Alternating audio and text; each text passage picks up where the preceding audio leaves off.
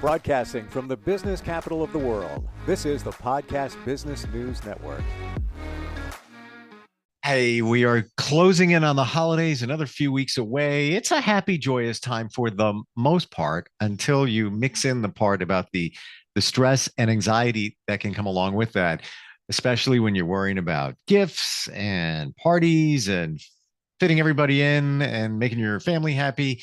How do we manage holiday stress and anxiety? Well, we're going to find out. She is somebody that helps people deal with that all the time. You can find her at myquantumheal.com. Dr. Cecilia Cervantes is back on the program with us. Cecilia, how are you? How are you doing? Great. It's wonderful. Funny because I'm laughing because just before we got on here, it's like I had a little bit of stress because we had a tech issue. It's like we got a time limit here. It's like that's life. It's always going to be there. You can't get rid of it. It's a part of life. It's learning to cope with it that's important. And so that you don't run away with all this anxiety. And this is where people get into trouble and they get anxiety disorders as well, because there's too much stress and anxiety. They don't know how to manage it. They don't have the help they need. And they may, self-medicate with the wrong things as well. Yes, that's very true that it can lead to different addictions as well as you try to find a way to cope with it. How do you head it off of the pass? It's stressful situation, you're digging into it, you're anticipating it. Maybe that's half of it, not to anticipate it. Exactly, because stress or anxiety actually is kind of it's worry or fear of the future, of what might happen, and you start to run all these negative scenarios in your head. What if this happens and that happens, and what if they say this to me or that to me, and then you're just running down this rabbit hole of negativity, rather than focusing more on how you want things to come out. Focusing on what you want rather than what you don't want. We tend to focus on the negative too much. Hmm. It's so true and so, dare I say, elementary. It's so obvious, but we don't think of what you just said because we're programmed to think of the worst case outcome. Maybe it's I think it's called a lizard brain, where it's just you're worried about fight or flight. Got to work. I got to make sure it's going to be okay because this could happen over here. Probably never ever going to happen. So why not worry about the things? Well, not worry about, but why not consider the things that you want to happen? Exactly. Yes, it's that reptilian brain, they call it, the reptilian brain that is there for your survival, for the fight flight response. And sometimes you go into fight or flight, and sometimes you go into a freeze response, the deer in the headlights, where you just can't move. But if you are chronically in that fight flight mode, it's not good for your body either, because your body chemistry changes and you are running all these, stress hormones and such, stress chemicals in your body. And it actually can damage your body because it does create inflammation in the body. Also, when you are in this state of, worry and overwhelm, you cannot come up with a solution. Your brain is in survival mode. It's not your higher functioning part of your brain isn't working. So you can't come up with solutions. Yeah, because you're all scattered. You're going, Yeah, you're going crazy, but you've got a lot going on. How can you focus on the solution to move past it and then get yourself in a better state? When you say we're in a flight or a fight or flight situation, yeah. is it really possible to be continuously in that state? Yeah, there are people who walk around sort of paranoid all the time that something's going to happen, something bad is happening, they can't relax, you know. The glass is always half empty and you always have to be prepared. You're always on preparation mode for the other shoe to drop, so that you can be ready to either flee or fight, you know. And so you are running all these stress hormones all the time in your body.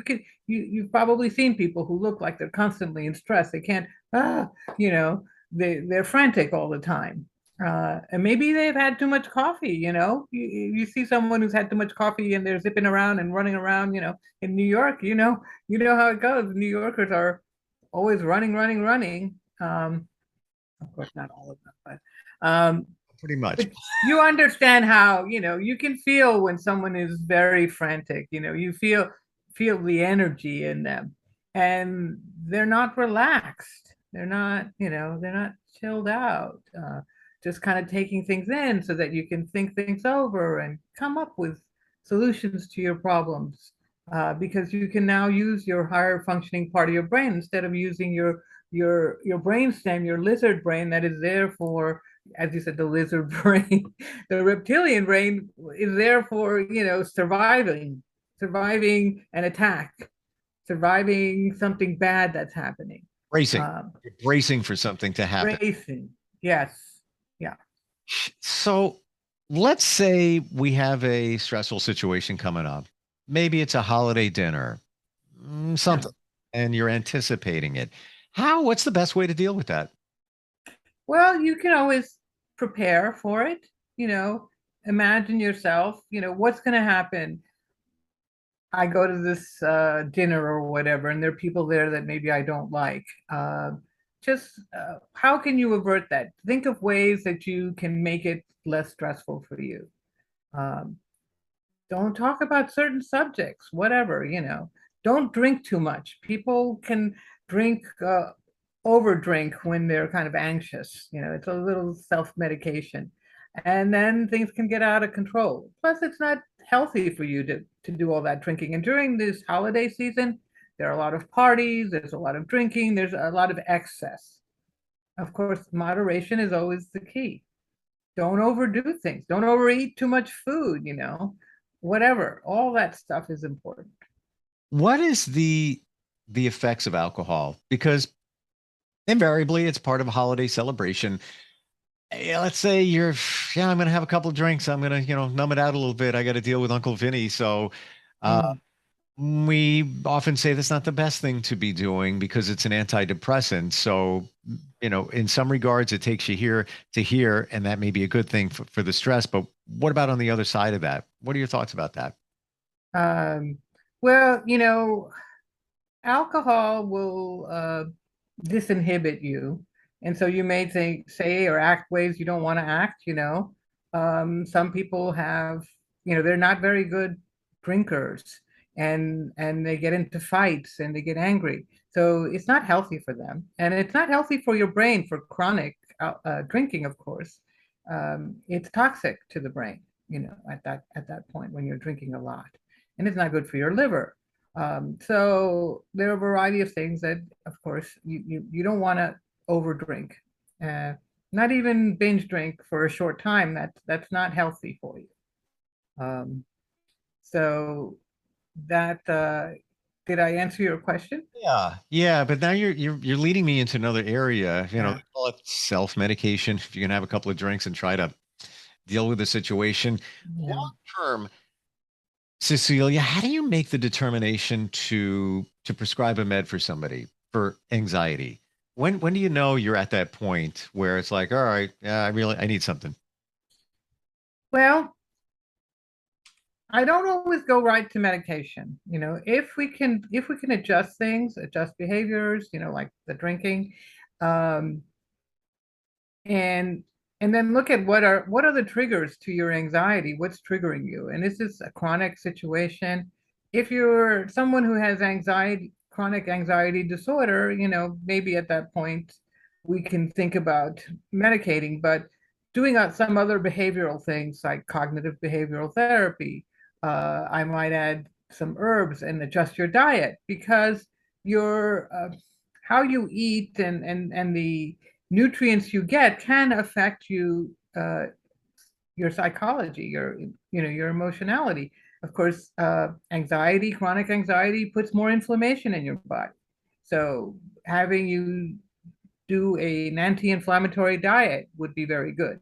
It could really change how you feel inside your body, so that you're removing some of those inflammatory chemicals that make you feel badly and act out, unable to control your emotions. So, well, we want to look at it holistically. What's your diet like? What's your life like? Are you drinking alcohol? Are you self-medicating in any way? You know, Can we add some herbs and some anti-inflammatory foods and nutrients to your diet? Are you getting enough minerals in your diet? There are certain minerals that trace minerals that your brain needs, to function well. So we look at the whole picture before we automatically go to medications. Hmm. You bring up a great point because there could be things your body could be reacting to things that you're eating, but you might not even be aware of it. So maybe, like you said, before you go to the medication, that it would be time for testing and looking deeper into things. Listen, you could have an intolerance of gluten, whatever it might be, and it's causing Yes, issues in your stomach, which makes you feel stressed out. exactly. And that leads to, that craziness in your mind where it's all you needed to was fix that what you're eating. Your diet could be contributing to it, I would assume. Yes, it could be. And then there could be some things going on in your body. So getting some blood tests to make sure that things are well and getting a checkup. How's your heart doing? How are your lungs doing? All these things, looking at different things. Is there a chronic infection going on Hmm. or something like that where you're acting out? We see this a lot in the elderly where, when they get sick, they may get anxious or start having different behaviors, and if they're not able to communicate that well, we've got to go look for that to make sure that that's not the problem. So It's a good point because um, sometimes we can't even communicate how we feel. Forget about even being a, yeah, you don't know why you're stressed out, but you know there's something not right going on. right. So is it something going on in the body? It's something else going on in your mind? Are you obsessing over something? uh, we need to look at the whole picture before we, quickly decide on treatment. We've got to do a full assessment. So, and that, brings me to when you go to your doctor to talk to them about your anxiety. You're going to need more than 5 minutes of seeing your doctor, sometimes 15 minutes. We don't spend enough time with patients to really get to the root cause of what's troubling them. That's a big thing right there because it's a story that you need to tell with your doctor. And usually you've got, Mhm. I think research shows 11 minutes. You have Yeah. 11 minutes. There's no way that you can go into detail. And sometimes it's not easy for us all to verbalize what's going on. And now your doctor is off to the next patient and usually is probably writing that script that you might not have needed. Not being negative here, but that's kind of how it can go. When we say stress, when we say anxiety, Cecilia, is there a difference or what is the difference? Well, you have different stressors, stressors outside of yourself that can lead you to react in an anxious fashion. So we live in, a world where there's lots of challenges, and we might call that stressors. Uh, and they're not going to end. We need to know how to cope with things, better cope with things. This is where the cognitive therapy might be good for some people because they just don't know how to cope. They don't know how to let things go, or to change their behaviors, or to stop doing certain things that trigger them into that response. um, so we need better coping mechanisms. We spend too much time, say, on the computer, and that's not always a good thing for us, or watching the news 24/7, because we didn't always have 24/7 news. You remember a time when that wasn't there. Yeah, it was the And news 6 o'clock with Dan Rather. It would come on sometimes your local news, and at 2 hours and you're done, not 24/7. And there's so many different sources of news, and unfortunately, it is stressful. It's negative, even if it's about politics. it's always, a lot of times it's very negative, and there's always breaking news, and that makes people stop. Oh my God, am I supposed to do something? And it turns on that fight flight response. There's breaking news. What, are we going to be attacked? What? Especially after 9/11, people just became glued to the television and waiting for that breaking news so that they could respond in an appropriate manner, but it's become inappropriate. Do you deal with a lot of people that have stress, anxiety? Yes, and a lot of it they'll tell me, yes, I'm always reading the stuff on the computer. I'm watching news. I'm watching this thing and that thing that's telling me about, the next worst thing coming down the pike. The pandemic didn't help us with that. It made people really focus on their computer, and so they're always afraid that something's going to happen. There's going to be another big bad germ to come along, and or you know we're worried all the time. You can't go out to the market without like, is that person sneezing and coughing? Do they have an infection that I could get? There's a lot of that kind of stress. And we need to learn how to let some of that go because it's not going to be good for us. Ultimately, it destroys us. I totally forgot about COVID because I blocked it out of my mind. And you are correct. And, all you have to hear is, especially, well, here in the New York area, it's kicked up. I think the infection rate is like 10.2% right now. So if you're watching all of that and then you're hearing, oh, this friend has it, that friend has it, that's just adding to it. And sometimes, is there anything that describes I want to describe this properly, a subconscious stress. So it's not on your radar, but it's still in the back of your mind, like COVID. Like I just said, man, just put it out of my mind. Of course, I'm thinking about it. You walk into anywhere, some people are wearing masks, and it's like you try to block it out, but it's there. Is there a term for that? Well, subconsciously we repress things, but we may start to react to it before we even know it because it's subconsciously repressed inside of us. So that we will respond to triggers that are not verbal. They may be visual or whatever, or we hear something and we're anchored to it and we'll respond to it. Um, so sometimes we don't even know why we react the way we do. We just react, because we're wired that way neurologically. Um, Hmm. I to give it a name, I'll have to give it to you another time. It doesn't come to mind right now. I didn't even know if it existed, but I just I thought, don't know. you I know, will find out. there's got to be something sitting in the back of Yes. the brain where it's you're aware of these things, but you don't want to deal with these things. But at the same time, internally, you are dealing with it. You just Yeah. don't know that it's marinating inside you and you're worried about certain things. So, Yeah. And you react out of the blue, and you ask yourself, where did that come from? Well, that is something that needs to be dealt with because you will continue to react that way. yeah. And so there are lots of people walking around in fear.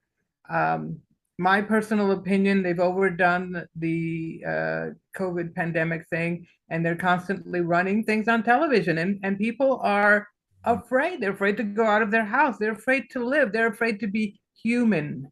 Humans, we have immune systems. Nobody talks about the immune system Right. and how to strengthen your immune system with diet, exercise, mindset, all those things. And no Living, stress, lack of stress, right? yeah, yeah. We need to be talking about that. How to strengthen your body because we're not going to walk around in spacesuits, on Earth. Okay, we have an atmosphere here. We have plants and things that grow. Uh, it works. The pandemic, yes, the viruses have been around for a long time. We can deal with these things. We're not going to melt in our shoes. Well, if our immune systems weren't as they are, we'd all be sick. We'd all have COVID. So thank you for bringing that up. I think we Yeah. forget about that. Yes. Yes. Yeah, I have other opinions on that, how it's been treated and how it's been managed. I won't discuss it here, but I think there's been too much fear placed out there. Um, and you have the bully pulpit of the media putting this out there, unfortunately. And people are cowering in their homes. They're afraid to go out to the backyard even without a mask on. Yeah. Yeah. And We it is a media thing. They're always looking for uh, something that looks big to grab people or taking a story and exploding it so it sounds big, and then there's a debate on it, and then it just goes on and on and on. But to your point, that stress does start eating away at your immune system. Yes. And I think we forget about that too. Any thoughts, final thoughts on dealing with stress and anxiety as we lead into the holidays? Because it's going to be big. Yeah, yeah. Take a step back, watch what you're eating, everything in moderation. Don't overdrink. It's not gonna help anything for you. Be mindful of all of that. Get some exercise, get some relaxation time. We don't want to elicit the fight flight response. We want to elicit the relaxation response. Go out into nature, enjoy people, be around people who are pleasant, who make you feel good. Mm. If you go into a situation and you don't feel good about it, or something annoys you, get out of that situation. Well, to your point, you allow it. So you're Mhm. anticipating going to that holiday dinner. Now you got to deal with that one person. You're stressing out over it. You're allowing them to do it to you. You're allowing them to control you, and you don't need to. You just make the decision to block them out, respectfully ignore them, whatever you Mhm. need to do, or just engage with them and just smile. Okay, Right. whatever you say. Whatever you say, change the subject, walk away, and to divert their conversation and their negativity. You have the ability to control what goes on with you. You That's have the ability to control your state. You can decide what you want to do and how you want to feel. Yep. It's your choice. You have the choice. And a lot of us Okay. choose. Yes.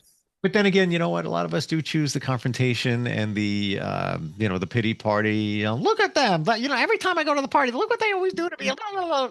That's you. You allow yourself to be the victim. Yes. Yeah. Be in charge, be at cause and be in charge. We teach that in NLP. Be at cause, take responsibility for everything that happens to you, because that's the only way you will have control. And that's not to say that that person isn't annoying. No, it's not. They're responsible for their behavior too. Right.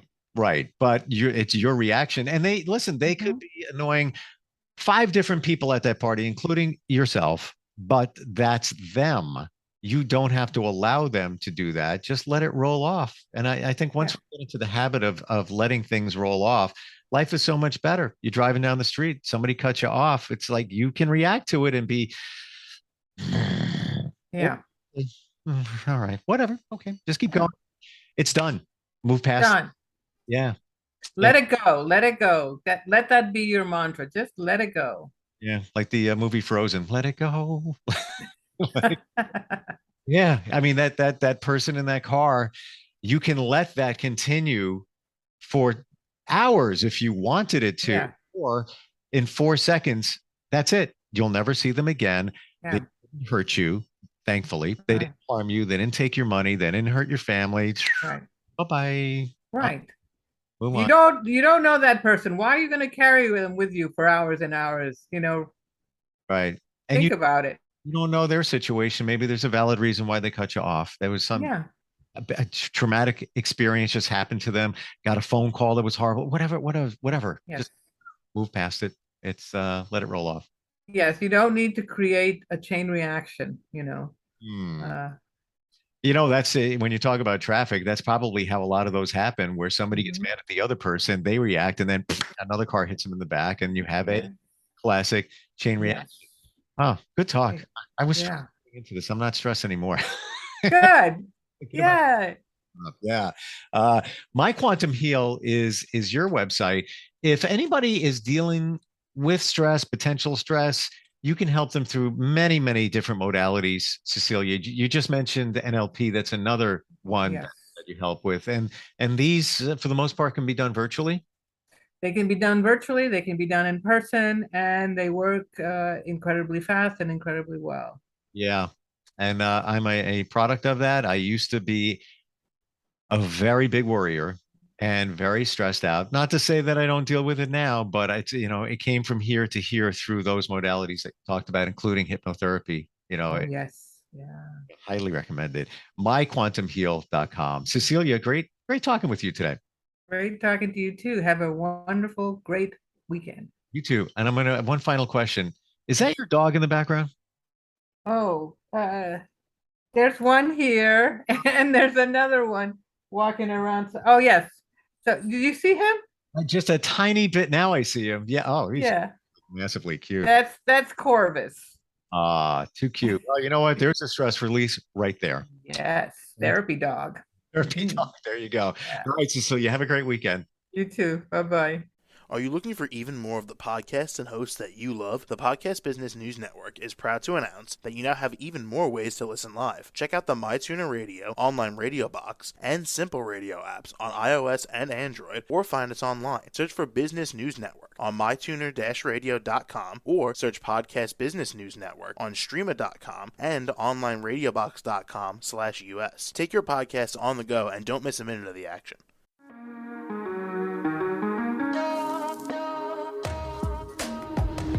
Broadcasting from the business capital of the world, this is the Podcast Business News Network.